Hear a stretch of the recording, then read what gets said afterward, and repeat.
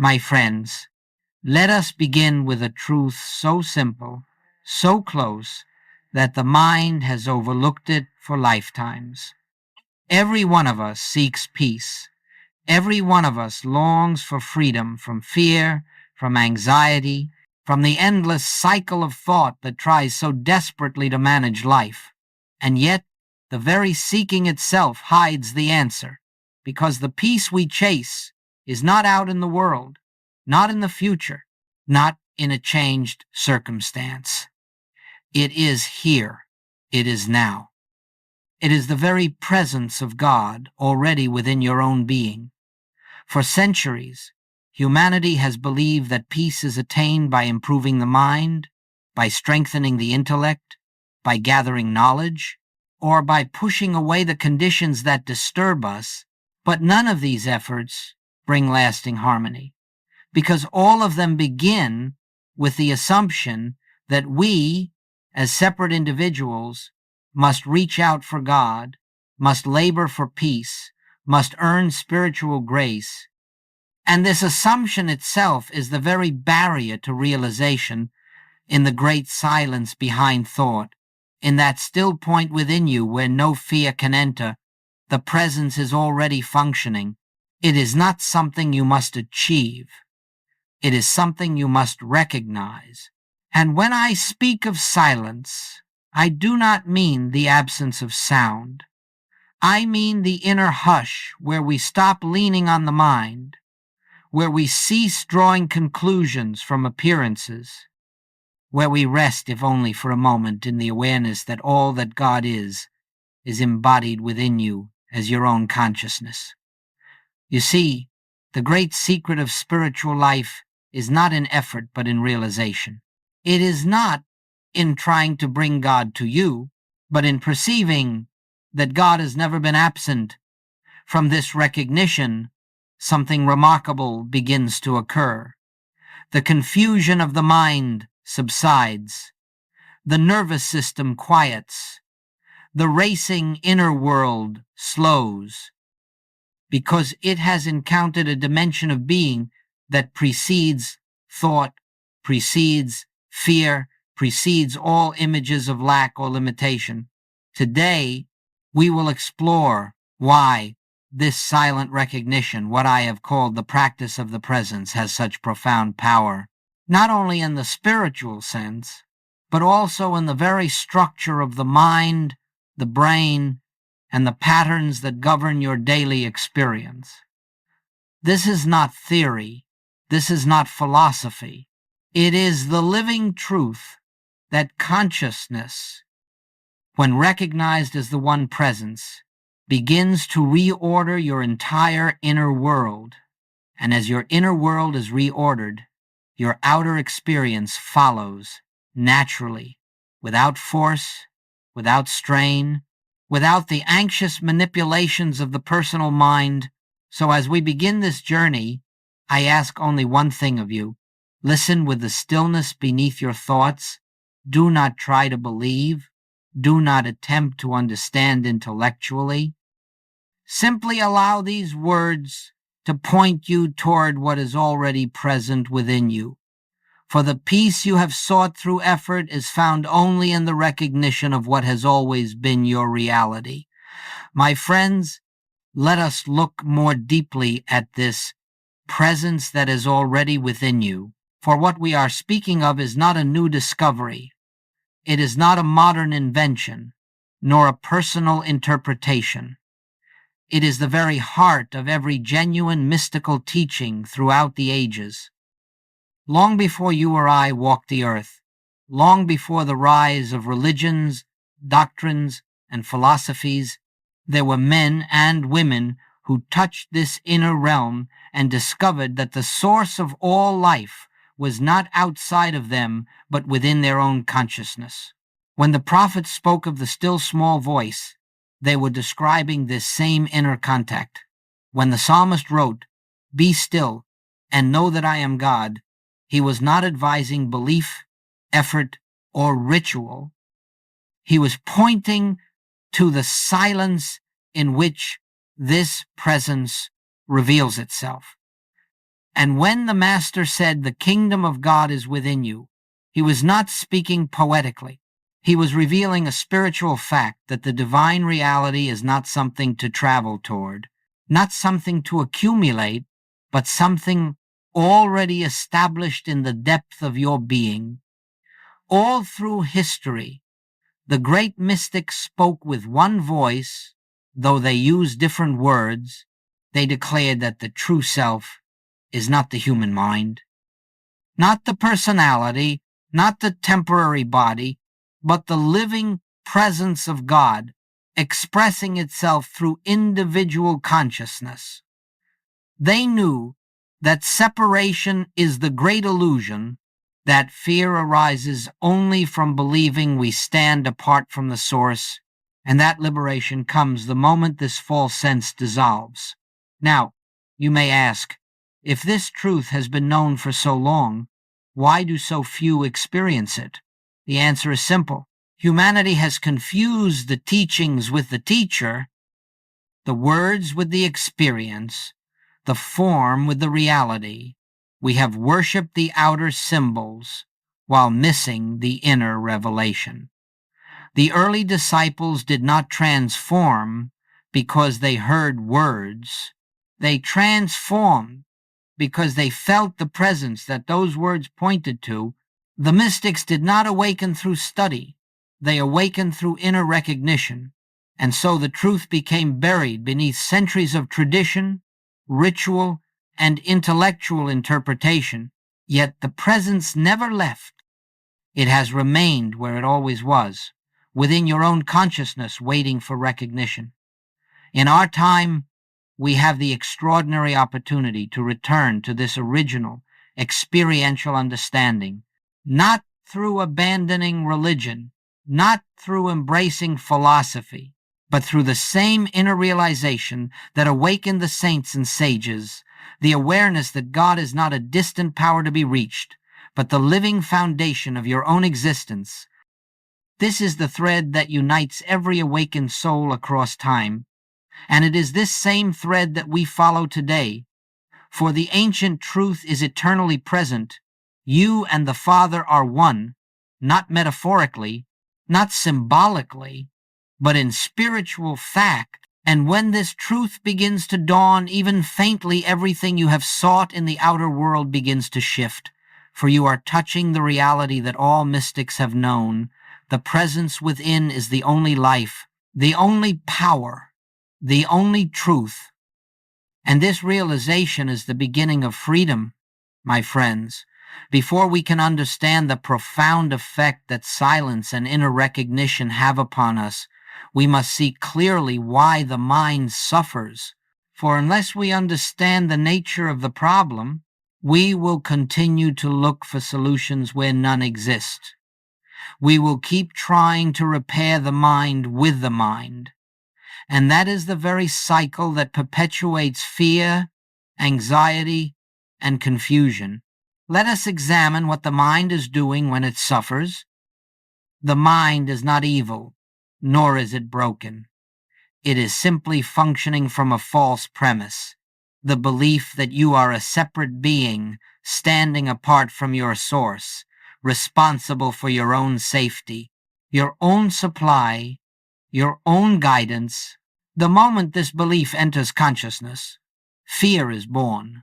And once fear is born, the mind begins to defend itself against imagined threats, to anticipate dangers that have not occurred, to rehearse outcomes that may never come to pass. This is what gives rise to worry. This is what creates the vortex of overthinking.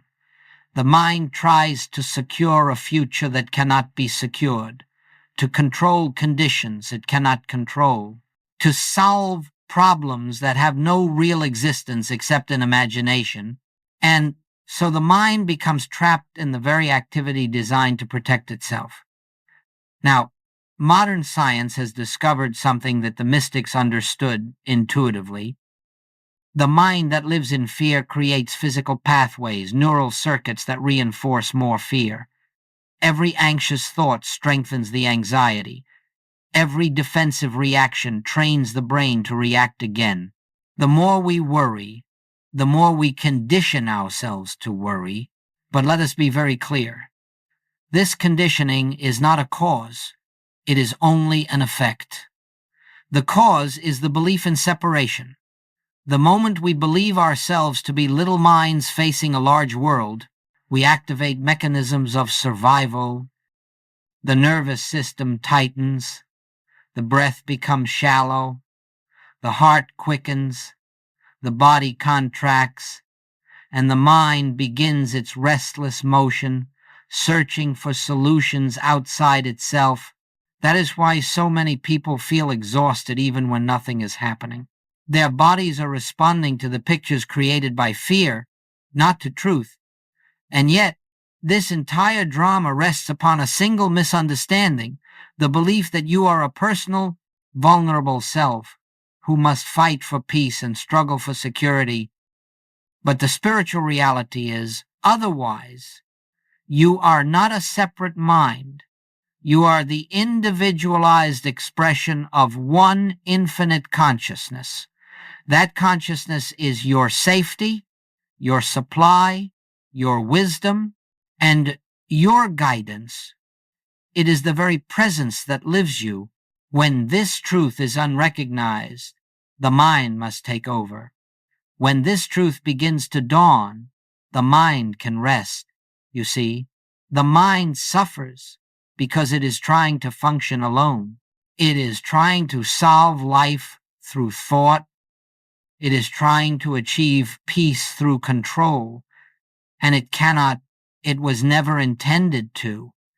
The mind is only an instrument, useful, necessary, but not the source of your life, nor the teacher of your truth. This suffering continues until something within you says, there must be another way. And that is the beginning of awakening. It is the moment when the personal mind loosens its grip and the deeper self begins to whisper.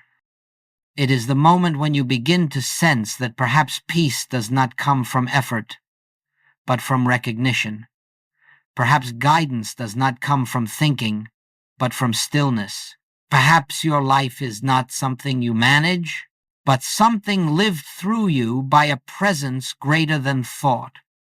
And so we stand at the threshold of transformation, understanding the mechanics of fear, and seeing that the antidote is not in more thinking, but in turning toward the presence that exists before thinking. This is where true healing begins. My friends, now that we have seen why the mind suffers, let us look at what occurs when we enter the silence, when we engage in what I have called the practice of the presence. For although the essence of this work is spiritual, its effects touch the entire being, even the structure of the brain that modern science studies so carefully. When we become still, not forcing the mind, not struggling with thoughts, but simply resting in quiet recognition, something remarkable begins to take place.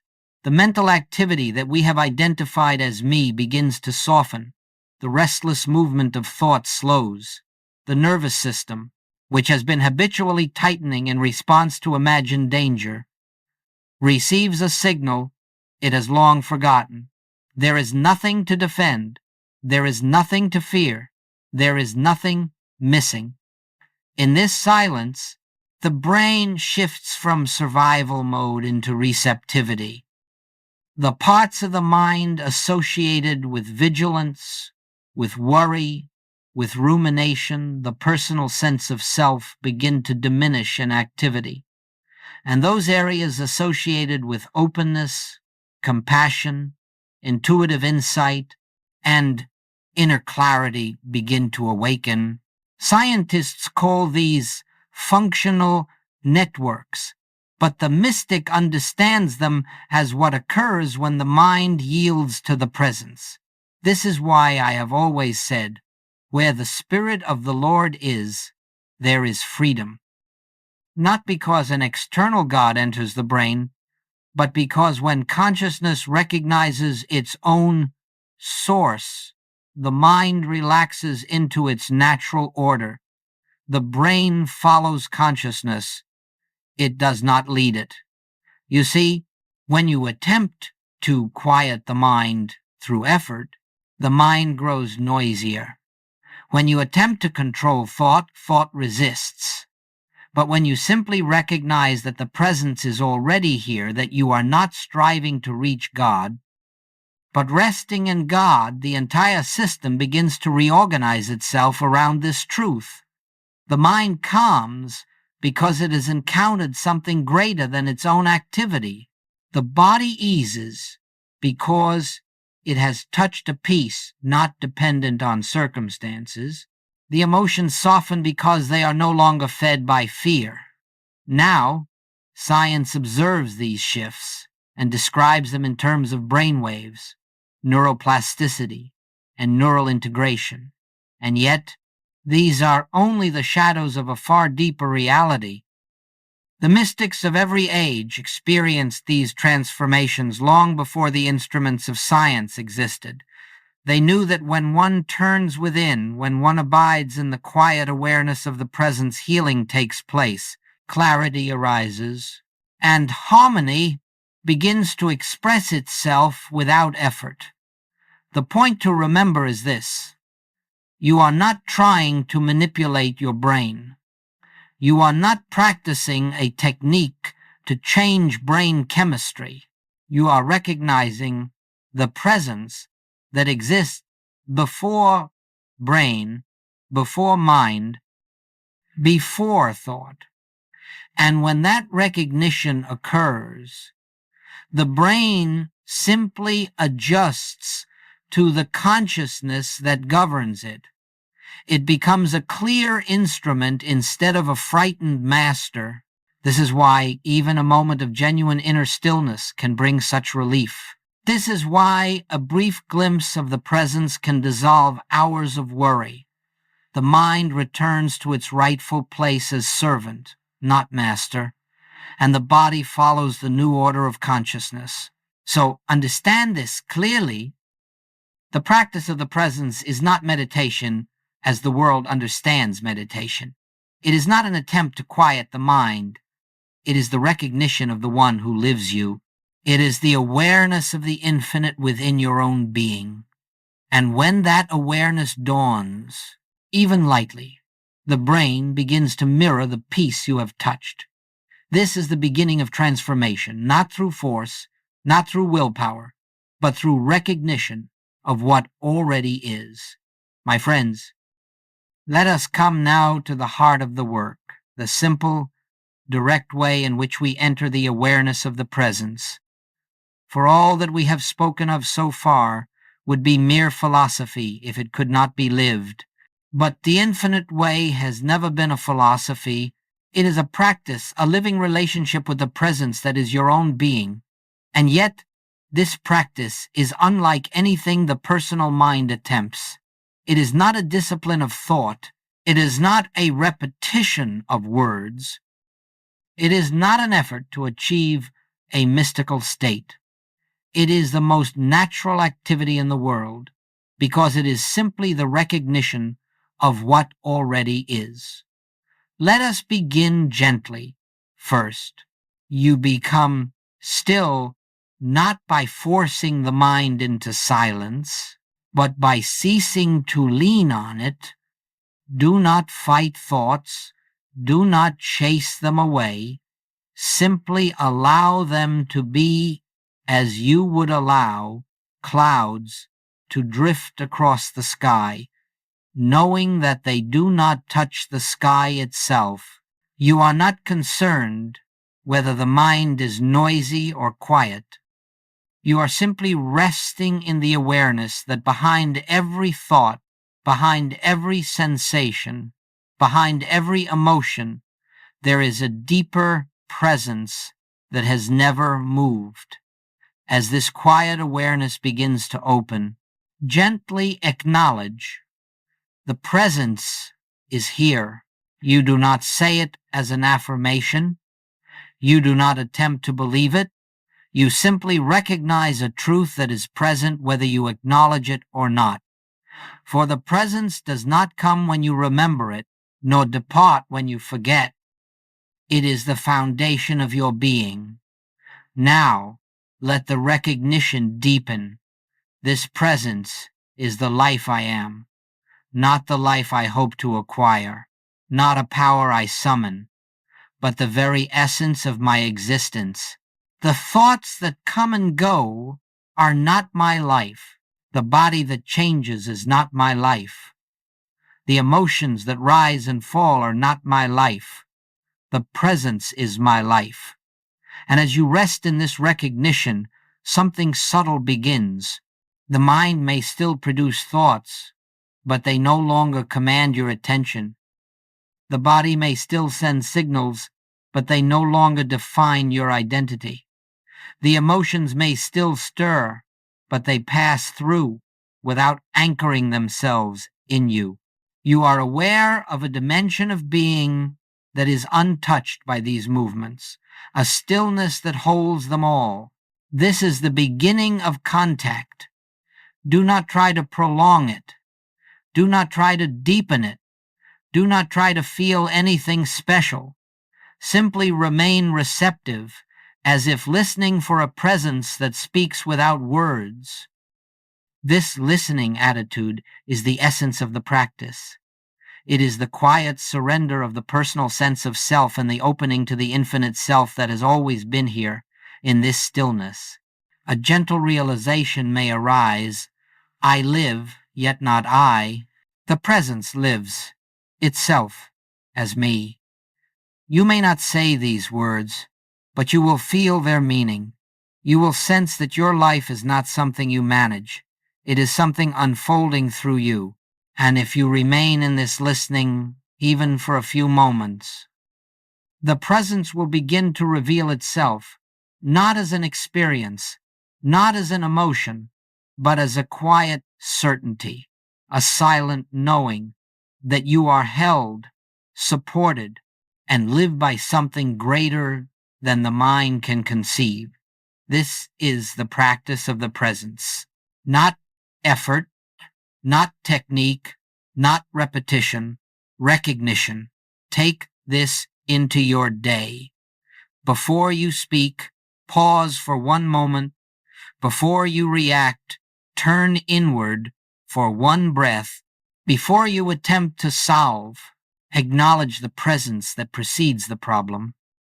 These micro-recognitions become a continuous practice, a rhythm of returning, a gentle remembering that anchors your entire life in the awareness of God within.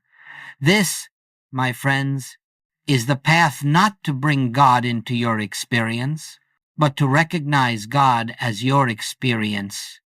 My friends, now that we have touched the essence of the practice of the presence, let us explore why this simple inner recognition has such profound effects on the outer circumstances of life. For many have asked, how can a few moments of silence possibly heal the body, restore harmony in relationships, or bring supply where lack appears to be? And the answer is astonishing in its simplicity, because problems are not what they seem to be. A problem, as the human mind understands it, is always an external condition demanding action, demanding correction, demanding control. But to the awakened consciousness, a problem is nothing more than an appearance formed by the mind when it believes itself separate from its source. The problem is not the condition. The problem is the belief behind the condition. When you live as though you are a personal self facing a conflicted world, every circumstance appears as something to defend against or overcome. And the more you resist, the stronger the appearance becomes. The mind fights with shadows and believes them real. The more it struggles, the more entangled it becomes. But the moment you enter the silence, the moment you recognize the presence that stands behind all appearance, the entire picture begins to change. You are no longer engaging the world from the level of the problem.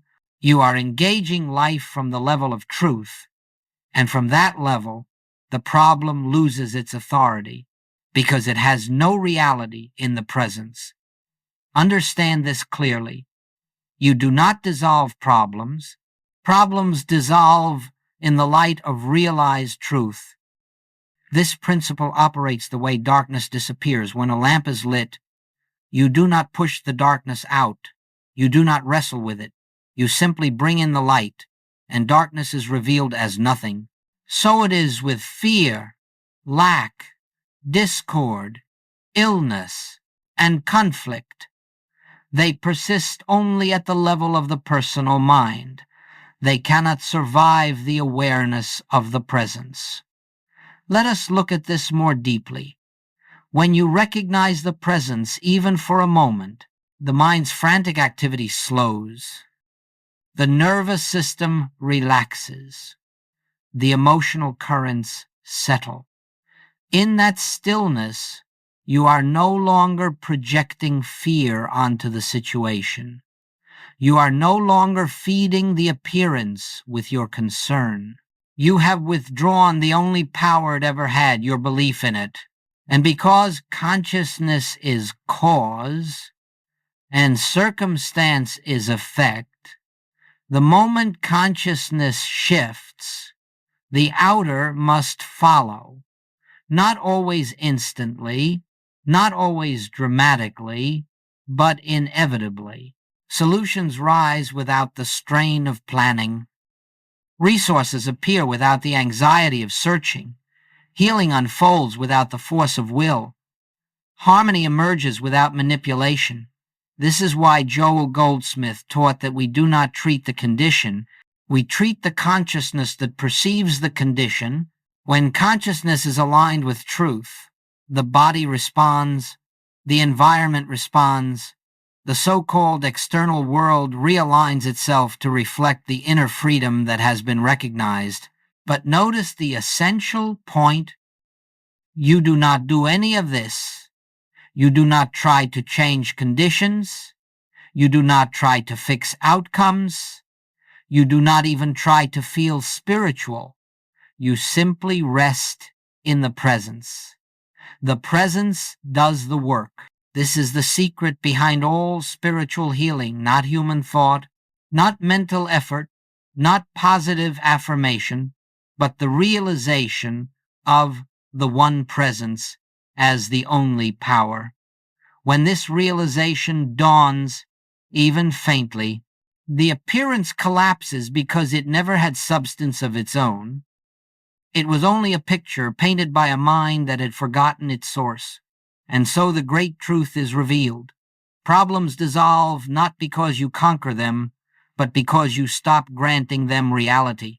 You stand in the light of the presence, and the illusion fades. This is why the practice of the presence transforms lives, not through struggle, but through surrender, not through effort, but through recognition, not by bringing God to the condition, but by seeing that God is the reality behind the condition. And so, when you are faced with fear, pause. When confronted with lack, turn within. When disturbed by conflict, rest in the presence. You will find that the situation, which once seemed so heavy, so threatening, so urgent, begins to lose its power. You will feel a spaciousness around it. And from this spaciousness, the right action, the right words, the right unfoldment will reveal themselves quietly and naturally. This is the grace that comes when you no longer attempt to live life through the personal mind, but allow the infinite to live as you.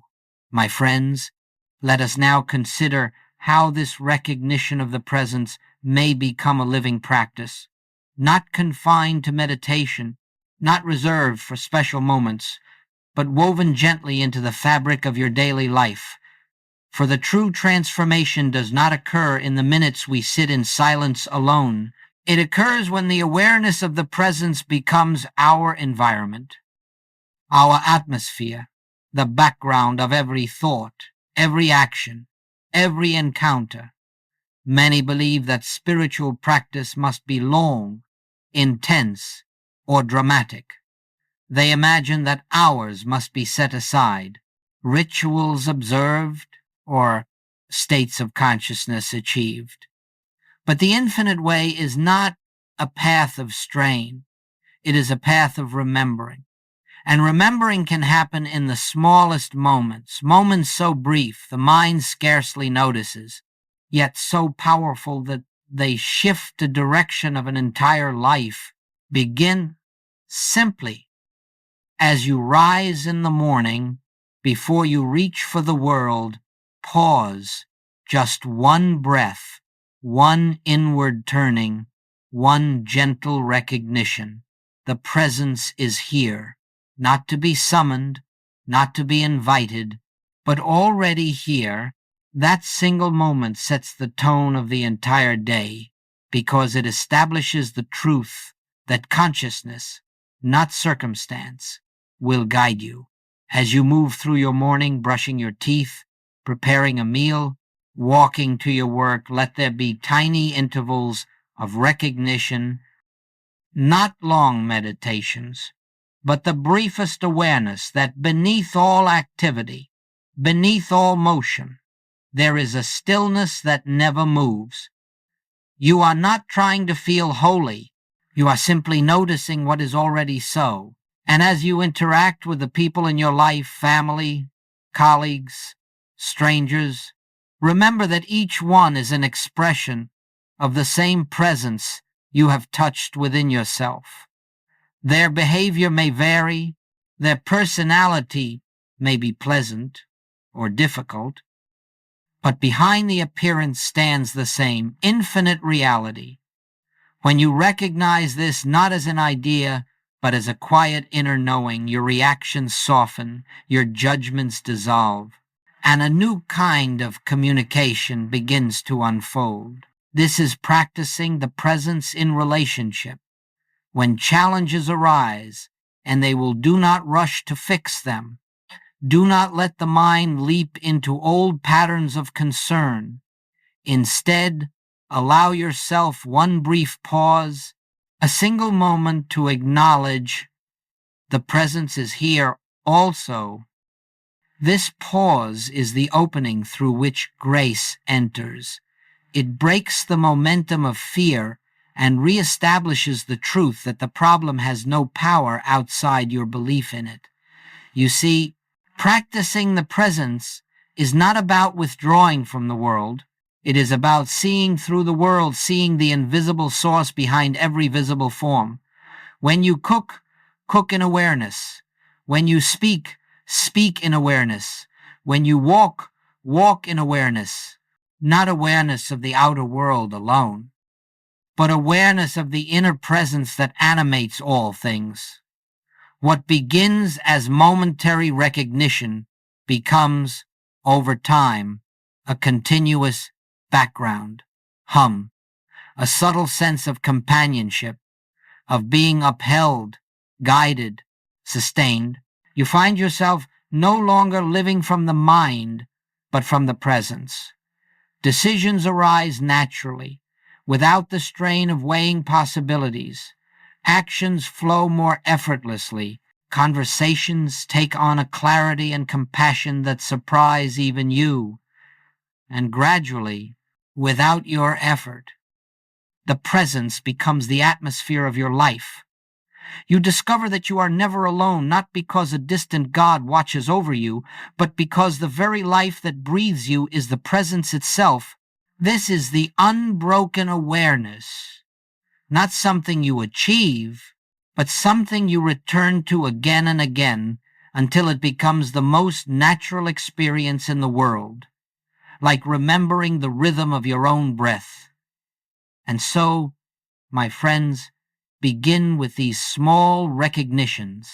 A moment in the morning, a breath before a decision, a silent acknowledgement in the presence of another. These are the threads that weave the presence into the pattern of your day until your entire life becomes a lived awareness of truth. My friends, As the awareness of the presence begins to anchor itself in your daily life, something subtle yet extraordinary takes place. You begin to live not from the patterns of the past, not from the conditioning of the personal mind, but from the quiet wisdom of consciousness itself. Transformation does not come as a dramatic event. It comes as a shift, so gentle, so natural, that at first you may hardly notice it, and yet everything begins to change. The first sign of this transformation is the softening of reaction. Where once you would have been disturbed, now you find yourself pausing, resting, listening. Not because you force yourself to be spiritual, but because the presence within you has become more real than the appearance before you. You meet conflict with clarity instead of defensiveness, uncertainty with trust instead of fear, and challenge with openness instead of resistance. The world itself has not changed, you have changed. And as your reactions soften, your perceptions begin to shift. You no longer see people merely as personalities shaped by habit and history. You sense the deeper identity behind their behavior, the same identity that lives in you. Words spoken in anger no longer penetrate so deeply. Situations that once invoked fear no longer have the same authority. Why? Because you are beginning to live from the awareness that only the presence is power. Then, almost imperceptibly, another transformation unfolds. Decisions that once involved intense deliberation begin to arise naturally from within. You no longer struggle to choose the right path. The path reveals itself. You discover that intuition is not the privilege of a few enlightened souls, but the natural language of consciousness. When fear is absent, guidance becomes a quiet knowing, sometimes subtle, sometimes unmistakable, but always gentle. This transformation also touches the body. As the mind releases its chronic tension, its habitual clinging to control the body begins to respond. Its rhythms become more balanced, its functions more harmonious. Healing unfolds not through effort, but through the removal of the fear that once disrupted natural order. The body reflects the peace that consciousness has recognized. The same is true in the realm of supply. When you no longer live from the belief that you must secure your good through human effort alone, doors open that you never imagined. Opportunities appear not through strain, but through alignment, the right people, the right circumstances. The right resources come into your experience not because you manifested them, but because the presence is expressing its own wholeness through the channel of your life. But perhaps the most profound transformation is this. You discover that you are no longer living your life through the personal sense of self. You are being lived. You feel a quiet companionship with something greater than the mind, something that guides, supports, protects, and unfolds your way without needing to be asked. You find yourself trusting life because you have touched the one who lives it. And as you abide in this trust, fear begins to lose its foundation. Anxiety no longer grips you as it once did. The future no longer looms as a threat because you sense that the presence which operates now will also operate then. Even memory changes. The past loses its emotional weight because you see that it had no power except the meaning the mind gave it. This is what it means to live from consciousness instead of conditioning. It is not a new personality. It is not a refined ego. It is the dawning realization that the self you have always believed yourself to be has never truly lived. The presence has lived as you from the beginning. The difference now is that you know it.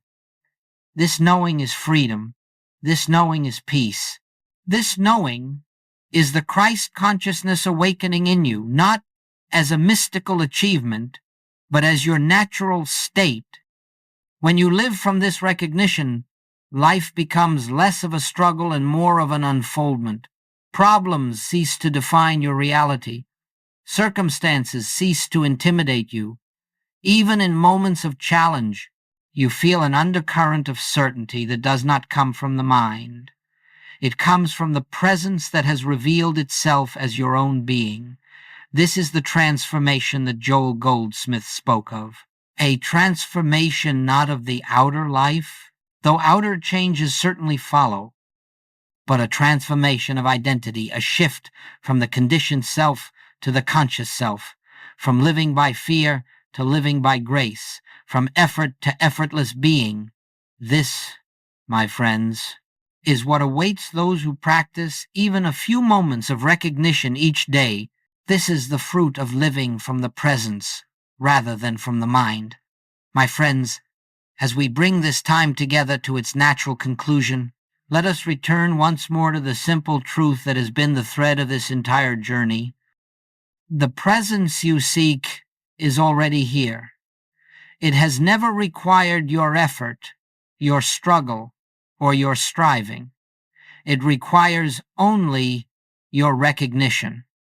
Throughout this teaching, we have traced the movement from fear to peace, from mental activity to inner quiet, from the conditioned sense of self to the realization of the infinite self that is the very essence of your being.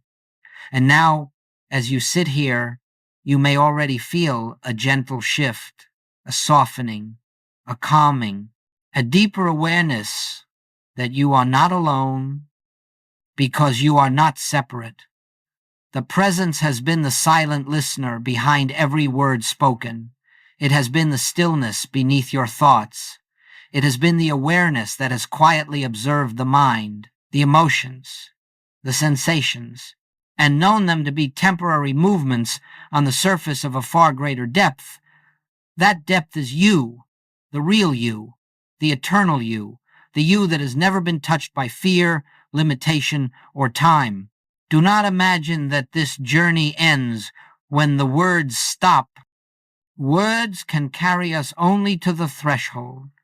Beyond that, the silence takes over, the same silence that existed before this talk began, the same silence that will remain after it ends, the same silence that holds the entire universe in its invisible embrace. This silence is your home. It is your foundation. It is your true identity.